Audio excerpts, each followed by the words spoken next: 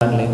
We discussed about various parts, like we discussed about what types of errors that we will be having, and then just basic thing about how you have to fix those errors, and what is mean by error handling exactly, types of errors, and what errors have to be fixed and what errors have to be handled. Only runtime errors generally we handle, and syntax errors cannot be handled, those have to be fixed.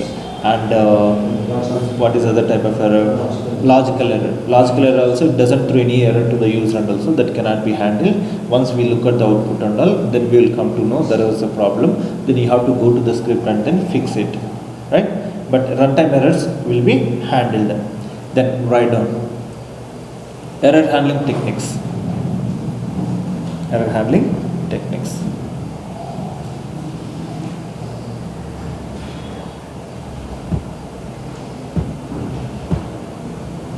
Okay, so there are various ways that we can handle the errors in UFT. Okay, so we have various ways or various techniques available. One is going by conditional statements and validating all the preconditions. By using conditional statements and validating all the preconditions.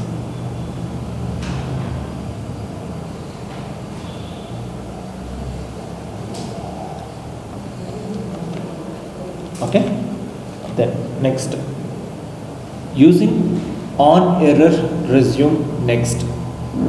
On error resume next, spaces there in between each and every word. On error resume next statement. On error resume next statement. On error resume next statement.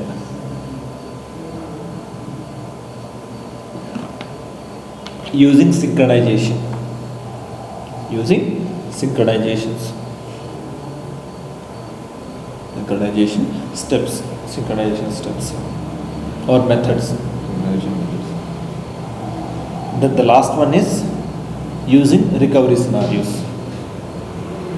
Using recovery scenarios.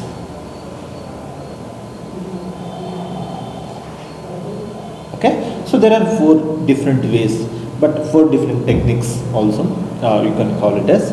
But it's not like you can use either technique, but each technique has got one purpose of it. Depends on the situation, you have to prefer to the technique. So one is using the conditional statement and validating the preconditions. This is what exactly we have seen yesterday. Now, whenever whenever we are performing an action, usually what we do, for every action there are certain preconditions. What are these? Like when I want to delete a file, that is an action that need to be performed. But the precondition is here, file has to be exist. So how we did? If file exist equals to true, then delete it. You are preventing the error there. Right? If else, then you say that file is already deleted, something like that. So instead of throwing an error, you are giving the message there. Yesterday, what logic we have used to add 2 numbers? First, you have to say those have to be integers first, or those have to be numerics. Right? Both. If one value is non-numeric and other value is numeric, then you cannot add those 2. So that's, you have to validate that precondition before you perform this action. See, both are integer, both are numeric values, then only add them. Got? So that's what yesterday we have seen. And similarly, when I'm clicking on a button, what are the preconditions here? One is button should be exist. Button should be enabled. Then click on it.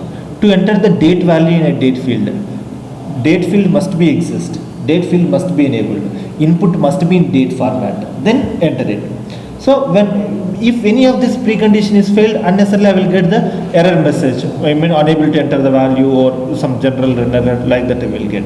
So user will get confused what that error is, and then you will start blaming the script. So what we do, we validate all these preconditions first and then perform the event. So for every single event, we don't write script for every event every time, these conditional statements. We create individual functions. For one event, one function we create. Inside this function, we write the logic to validate. You are going to see that in the coming sessions. This is the first technique. For every single event that we perform or action that we perform, first we go with preconditions and see the preconditions are satisfied. If the preconditions are satisfied, then only perform the actions on it. That's first thing. And next I told is synchronization steps, right? Or on error resume next. Then when you say on error resume next, sometimes what happens is when I'm executing the script in a flow, might have written a lot of steps, but in between there could be some of the steps are optional for me. In case if that step fails, capture it as failed, but I should not stop the execution on that. So it has to continue with remaining, because remaining lines are not depending on that step. So just mark it as failed and continue with the remaining lines. So, but then normally what happens is if there is any line has got any error, then it will give a pop-up for us, say error is there, object is not identified, so and so. Then we need to stop that and then we need to proceed. So there is a manual interruption is there in between. But if you say that no, I don't want to see that error message, in case if any of the line has got any error, then capture that and store it and show me in the final report. But my script execution should not be stopped and it should continue with the remaining lines. So in such cases, you can use on error resume next. That's what on error resume next means. On error at any line, resume to the resume with the next line. That's what it meant for. Then also, in case if you want to report that error, you can do that. Or if you want to hide the error, you have an option to hide it. Because that step is not making me any difference, much difference. If it is fine, then let's say for example, when I'm logging in, stay signed in. If that step is working fine, let it be. If that step is not working, then let it be. Right? If it is working, good. But if it doesn't, if it is not working, it's not making me any impact, or if it is not giving any impact on my script. So such kind of optional steps and all when you want, then go with on error resume next. Then synchronization. And synchronization means, see, whenever we are doing the navigation, sometimes what happens is application might be little slow in the navigation and all, but your script will be faster. Maximum script will wait is 20 seconds for any of the object it does not exist. And in case if taking more time, then it will script will fail, saying that object does not exist like that. But sometimes what we need to do is when the application is very slow, then whenever you are doing navigations and all, what you need to do is your script has to wait till the page gets loaded, so that it will go smoothly. So that's what navigation means. So many of the times errors will come due to the synchronization, application slowness. So what you will do here, you will sync the application performance with the script performance, so that, or script performance of the application, then you can avoid that errors. Okay, delay, due to delay, application delay. Then this is where we use synchronizations. And there is something called recovery scenario. Did I tell recovery scenario as fourth one? So recovery scenario means here, sometimes what happens is when we are running on the browsers and all, unexpected pop-ups and all will come. For us, security, or some JavaScript or script errors on the browser compatibility, such things. Such kind of errors will come, but only thing is when you get such kind of, browser will be disabled at the back end. You have to close it and then you can continue with remaining. But these kind of pop-ups and all, we can't predict where it comes exactly. All of a sudden those will come and then it will prevent our execution. And script will be thrown there because application will be disabled. So in such cases, no matter wherever it is displayed, even it is at unknown places, my script should handle, whenever script encounters such kind of pop-up, script should automatically handle it and then should continue with the execution. So in such cases, we can't place this method there. Okay, if this pop-up comes, when you want to place that method, you should know where it comes. But we don't know the situation where it comes. It may come at in the first page, or it may come at third page, or somewhere. So in such cases, recovery scenarios will help us to handle such kind of unknown pop-ups and all.